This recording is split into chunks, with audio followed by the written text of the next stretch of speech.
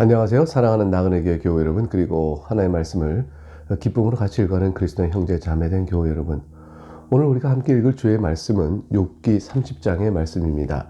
욥기 30장은 29장을 진행할 때 말씀드린 것처럼 29장, 30장, 31장 이 세 장에 걸쳐서 욥의 독백이 나오는 내용입니다. 욥은 스스로 자신이 친구들과의 관계의 모든 논쟁이 다 끝난 후 하나님만을 바라보며 자신의 처지와 또 자신의 질문 이런 것들을 주 앞에서 혼자말로 이렇게 읊고 있는 그런 상황입니다. 내용이 얼마나 처절할까요? 일단 29장에서 이어지는 오늘 30장의 첫 부분은 초라하고 멸시를 당하고 있는 그런 자신의 모습이 얼마나 한탄스러운지 그것을 말하는 것부터 시작이 되어갑니다. 1절 말씀 보겠습니다. 그러나 이제는 나보다 젊은 자들이 나를 비웃는구나. 그들의 아비들은 내가 보기에 내 양떼를 지키는 개 중에도 둘만하지 못한 자들이다. 양떼를 지키는 개보다도 쓸모가 없을 만큼 사회적으로 이렇게 비천한 처지에 있는 사람의 자식들이 자신을 오히려 비웃을 만큼 자신의 처지가 사회적으로 바닥에 이르렀다라는 것이죠. 병들고 모든 다 망하고 육신은 썩어져 있는 욥을 보고 존경한다고 할 사람은 아무도 없을 것입니다. 그래서 자신을 그와 같은 처지를 보고 조롱하는 자들을 쭉 묘사하면서 그들에게조차 조롱을 받고 있는 자신이 얼마나 비참한 처지에 있는가를 대변 강력하게 호소하고 또한 한탄하고 있는 것이라고 볼 것입니다. 2절부터 보면 자신을 조롱한 자들은 궁핍한 자들입니다. 2절 볼까요? 그들의 기력이 쇠잔하였으니 그들의 손의 힘이 내게 무슨 소용이 있으랴. 그들은 곧 궁핍과 기근으로 인하여 파리하며 캄캄하고 메마른 땅에서 마른 흙을 씹으며 떨기나무 가운데서 짠 나무를 꺾으며 뱃살이 뿌리로 먹을거리를 삼느니라. 궁핍하다라는 것은 가난을 욕보이는 것이 아니고 그들이 사회적으로 굉장히 어려운 처지에 있는 양을 치는 개보다도 못한 처지에 있을 만큼 쓸모가 적은 사람들이 처한 곤궁함이 어떤 걸 보여주고 있는 것이죠. 그래서 그들의 처지가 이렇다는 사실을 몇 가지 측면에서 이렇게 두 가지 측면, 크게는 이제 경제적 측면, 또 다음에 읽을 부분은 이제 사회적 측면, 이렇게 두 가지 측면에서 묘사하고 있는 것입니다.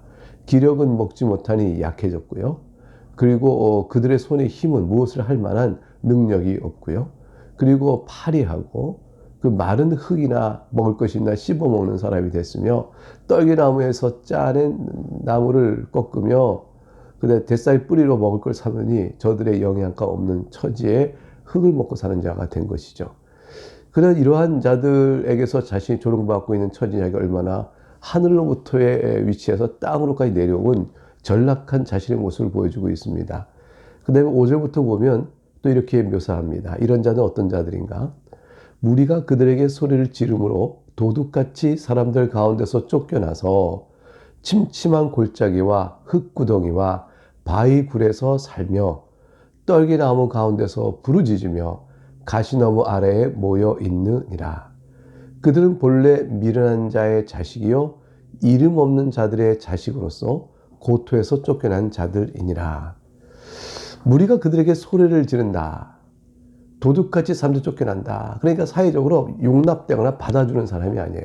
나가라! 너희들이 뭐냐! 이렇게 해서 이렇게 마치 나병한 자가 공동체에 낄 수 없을 만큼 공동체 일원으로 삼을 수 없을 만큼 비천한 자들이라는 것이죠. 그래서 사회 활동을 못하고 골짜기나 흙구덩이나 바위 같은 데 틈어서 무리죠. 자들 나름 삶을 살아야 됐고요. 미련한 자의 자식이니 어리석고 정욕과 죄 중에 살며 고토에 쫓겨난 자니 옛집부터 지켜온 조상들의 삶의 터전에서 쫓겨난 자들이 되었습니다. 이런 자들에게서조차도 이런 자가 아마 인생 중에서 가장 비참한 자일 거예요. 근데 그런 자에게조차도 자기보다 못한 처지가 됐다고 조롱을 받는 형편이 되어진 자신의 모습을 놓고 한탄하고 있는 것이라 볼 것입니다. 9절부터 보면 이제는 그들이 나를 노래로 조롱하며 내가 그들의 놀림거리가 되었으며 그들이 나를 미워하여 멀리하고 서슴지 않고 내 얼굴에 침을 뱉는도다. 이는 하나님이 내 활시위를 늘어지게 하시고 나를 공고하게 하심으로 무리가 내 앞에서 굴레를 벗었음이니라. 이제 욥이 어떻게 조롱받는가를 말하고 있죠. 노래를 부르며 그들이 조롱합니다. 그리고 미워합니다. 멀리하고 내 얼굴에 침도 탁 뱉을 만큼 조롱을 받습니다. 하나님이 내 활시위를 늘어지게 하시니 싸울 방법이 없어요. 기력이 없는 거죠. 늘어진 활시위는 아무리 힘이 없거든요. 나를 공고하게 하심으로 무리가 내 앞에서 굴레를 벗습니다. 나를 공고하게 하시니 어떠한 무리도 내 앞에서 그 말을 하지 못할 만한 입장에 서 있는 아무도 없었어요. 굴레를 벗었다는 것은 내게 있어서 나에게 그러한 모욕을 주지 못할 만한 처지가 있는 사람은 아무도 없었다라는 것을 의미합니다. 결국은 욥은 모든 사회적으로 그런 자에게조차도 조롱을 받는 비참한 현실이 되었는데, 이런 현실의 모습은 마치 예수 그리스도께서 천상의 영광을 내려버리시고 하나님이심으로 하나님과 동등함을 취하여 누리실 영광을 다 내려놓으시고 이 땅에 낮고 천한 모습으로 오신, 그래서 우리 가운데 죄를 짊어지시기 위하여 순환과 고초를 당하셨던 것과, 그래서 모든 사람들에게 조롱을 받았던 것과 크게 그것을 보여주는 묘한 일치가 있습니다. 물론 욥의 이 고난이 우리의 대리속죄를 위한 그리스도의 사역을 보여주는 그런 의미에서의 대리속죄는 아닙니다. 다만 그 욥의 영광의 주위에서 몰락한 모습 자체로 비교해 볼 만할 때 얼른 그리스도께서 어떠한 수모를 당하셨는가를 생각하게끔 되어진다는 말씀을 드리는 것이죠. 12절부터 15절 보면 조롱하는 자들이 이제 행패를 또 하고 그냥 조롱만 하지 않죠. 그래서 위험에 처하게 될 두려움을 호소하고 있습니다. 12절, 그들이 내 오른쪽에서 일어나 내 발에 덫을 놓으며, 그 조롱할 때 괴롭힘을 줘요. 괴롭혀서 자기 덫을 놓고 넘어지고 쓰러지고 때리고 채찍질하고 침뱉고 나를 대적하여 길을 에워싸며 그들이 내 길을 헐고 내 재앙을 제초하는데도 누가 나서서 그러지 마라, 어떻게 그럴 수 있겠냐 라고 도울 사람이 아무도 없다는 게 더욱더 슬프고 비참한 일이죠. 14절, 그들은 성을 파괴하고 그 파괴한 가운데로 몰려드는 것 같이 내게로 달려드니. 성을 파괴하는데 몰려드는 건 뭡니까? 적군이 침공할 때 성이 무너졌다, 이때다, 공격이다 쫙 몰리듯이 저들이 마치 때와 기를 잡은 듯 나를 향하여 몰려들어 공격을 해오니 순식간에 공포가 에워싸고 그들이 내 품위를 바람같이 날려버리니 나의 구원은 구름같이 지나가 버렸구나. 결국 소용없고 잡을 수가 없다는 거죠. 구름같이 비가 올 걸 봤는데 구름이 지나가 버렸어요. 바람처럼 휙 지나가 버렸어요. 잡을 길 없는 구원. 나의 구원은 사라져 버렸구나. 이렇게 된 겁니다. 이러한 고통이 어떻게 자신에게 임하게 되었을까요? 그것은 저 하나님께서 내게 주신 고난이다라고 말을 합니다. 이제 내용을 보게 되면 16절에 이제는 내 생명이 내 속에서 녹으니 환난 날이 나를 사로잡음이라. 밤이 되면 내 뼈가 쑤시니 나의 아픔이 쉬지 아니하는구나. 여러분, 이 표현 속에 담겨 있는 그 고통의 크기와 실상을 좀 짐작하실 만합니까? 우리에게서 이런 식의 고통까지를 욥의 고난을 내가 맛봤다라고 말할 정도까지는 아마 없겠지만, 그 중에 이제 큰 영혼의 상처가 있거나 관계의 어려움이나 또는 사업을 할 때 그 자금난에 겪어서 그 피가 마르거나 또는 자기의 생명처럼 유지했던 귀한 것들을 사기를 당하 잃어버리게 되거나 또는 그걸 빼앗기게 되거나 또는 가족 간에 또 사망의 충격이 와서 사랑하는 사람을 먼저 하늘에 보내야 되는 그 엄청난 충격들, 또 홀로 지내는 가운데에 그런 가운데 도울 길 없는, 마음을 나눌 길 없는 상태에서의 아픔, 뭐 다양한 여러 가지 일들이 있을 수 있어요. 그 모든 것들과 관련해서 우리는 자신의 고통을 생각하고 있을 때에 아마 욥기 이 부분을 보면 동감이 되고 또 이 욥은 나와 같은 고통을 알겠구나, 뭐 이렇게 마음이 들 수도 있겠다 싶습니다.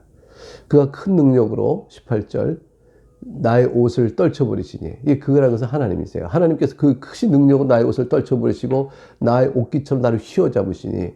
나를 휘어버린 것이. 옷깃은 그냥 줄줄 말 수가 있잖아요. 그러니까 나를 내 삶과 내 운명과 내 나갈 길을 휘어 뒤틀어 버리시니 어떻게 되죠?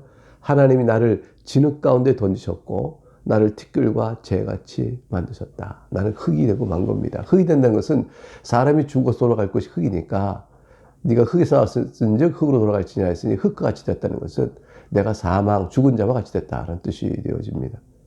그래서 이러한 상황이 되어졌으면 누구에게 도움을 청하게 되죠? 이 고난과 재앙이 하나님께로부터 온 것이 있다면 나를 구원하실 분도 하나님밖에 없는 겁니다. 욥은 그 신앙을 잃지 않습니다.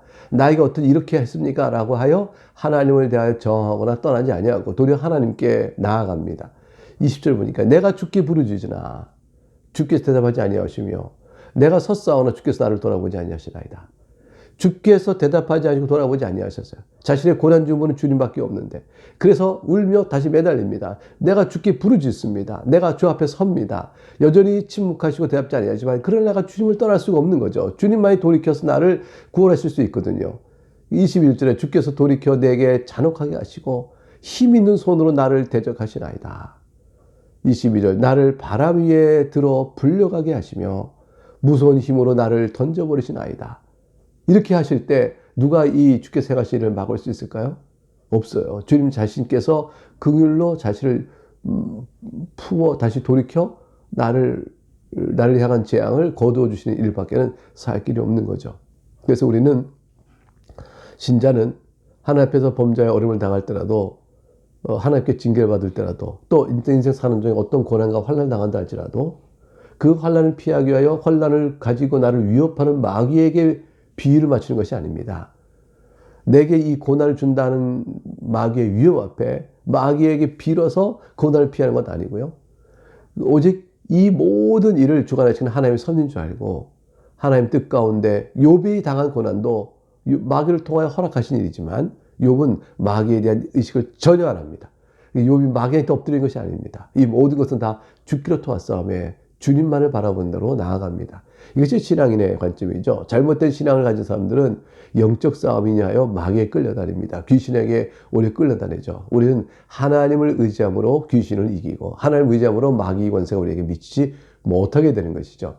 우리는 사나 죽으나 환난과 평안 가운데 오직 주님만을 바라보는 것입니다.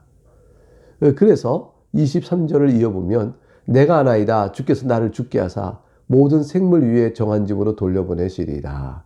그러나 사람이 넘어질 때에 어찌 손을 펴지 아니하며 재앙을 당할 때 어찌 도움을 부르지 아니하니까. 내가 주님을 향해 손을 핍니다. 주님을 향해 도움을 부르짖습니다. 라고 욥이 한탄합니다. 욥은 자신의 결백을 다시 한번 호소하면서 주님을 향한 손을 핌과 도움을 구하여 손을 펴고 도움을 부르짖는 자신을 돌아보기를 주 앞에서 또 독백으로 내어놓고 호소합니다. 25절 고생의 나를 보내는 자를 위하여 내가 울지 아니하였는가? 빈궁한 자를 위하여 내 마음에 근심하지 아니하였는가? 내가 고통하는 자를 주님 도와주지 아니하였습니까? 이게 주님께 기뻐하시는 일이 아니었습니까? 26절 내가 복을 바랐더니 내가 이렇게 주의 뜻을 따라 살아갈 때에 고통받는 자를 내가 위하여 울고 그를 위하여 내가 근심하고 도와줬을 때 하나님께서 나를 그렇게 또한 불쌍히 여기시고 도와주길 바랄 만한 그런 기대치를 갖고 주께서 내게 복 주시기를 바랄 만하지 않습니까? 내가 복을 바랬더니 온 것은 화가 왔고 내가 광명을 기다렸더니 흑암이 왔습니다. 주여 내 처지를 지금 보시옵소서. 27절 이로 인하여 내 마음이 들끓어 내 마음은 요동하고 근민하고 번신한 내 마음에 고요함과 평안은 없고 환난 날이 내게 임한 것이 아닙니까? 3절 그래서 28절 그러므로 나는 햇볕에 쬐지 않고도 검어진 피부를 가지고 걸으며 회중 가운데서 도움을 부르짖고 있느니라. 햇볕을 쬐을 때 얼굴이 검해지는 것인데 너무 속이 타고 근심하니 얼굴빛이 흑빛이 되어버린 것이죠. 29절 나는 이리의 형제여 타조의 벗이로구나. 내가 사람과 사람 사이에서 평안한 거처에 살지 못하고 광야 들에서 울부짖는 그 이리 때나 그런 타조들과 어울려 살아야 될 만큼 나는 살 곳이 몸을 둘 곳이 없도다. 머리둘 곳이 없는 거죠. 30절 나를 돕고 있는 피부는 검어졌고 내 뼈는 열기로 말미암아 탔구나. 내 수금은 통곡이 되었고 내 피는 애곡이 되었구나. 내가 노래하는 것은 다 통곡이요 애곡일 뿐 내 뼈는 다 타버리고 피부는 검어졌다. 속이 상하고 상심이 너무 클 때 우리가 뼈가 녹는 듯 뼈가 타는 듯 또 그렇게 우리가 그런 식으로 표현하지 않습니까? 그런 표현을 이 욥도 그대로 두고 있습니다. 이런 고통을 표현하는 정서적 측면과 상황에 대한 묘사가 우리들도 조금이라도 비슷한 어떤 형편이 됐을 때 느낄 수 있는 표현과 비슷하다 이렇게도 볼 것입니다. 자, 이 정도 고난을 당하는 사람이 있을까? 근데 또한 고난뿐 아니라 이처럼 하나님 앞에서 경건한 사람이 또한 있을까? 이걸 같이 봐야 되는 거죠. 이것이 욥이 갖고 있는 아주 독특성입니다. 이처럼 하나님을 경외한 사람인데 이처럼 큰 말할 수 없는 고난을 당하였으니 왜 이렇게 고난을 당하였는가? 욥은 이것을 주께 묻고 있습니다. 어찌 보면 욥도 의인이 왜 고난을 당합니까? 라고 묻는 것 같죠. 그렇기 때문에 네가 죄이기 때문에 고난을 당한다는 것과 같은 원리예요. 따지고 보면 고난을 보니 죄가 있다는 것이다. 근데 고난이 그러면 죄인이 고난을 당하는데 나는 의인인데 왜 고난이 있습니까? 같은 전제에 출발하는 질문이 될 수 있는 거죠. 욥도 친구들의 판단에서 아니라고 말하고 있지만 자신도 그것을 넘어설 섭리에 대한 새로운 깨달음까지 아직 못 나가고 계속 묻고 있는 것이라 볼 것입니다. 우리는 하나님의 크고 높으신 지혜를 믿어야 되고요. 두 번째는 하나님의 선하심을 믿어야 합니다. 그리고 셋째는 그 선하심이 예수 그리스도 안에 있으므로 그리스도를 믿고 하늘의 영광을 바라보고 죄의 용서와 구원을 받은 이 복음의 사실을 믿고 있는 우리는 이 세상 어느 것보다도 귀한 것을 받고 있다는 사실을 생각하며 그걸 통한 하나님의 사랑을 절대적으로 신뢰하면서 삶의 오늘을 또한 감당하고 이겨나가야 할 것입니다. 네, 오늘은 여기까지 보겠습니다. 내일 다시 보겠습니다. 주의 이름으로 여러분의 평안을 축복합니다. 감사합니다.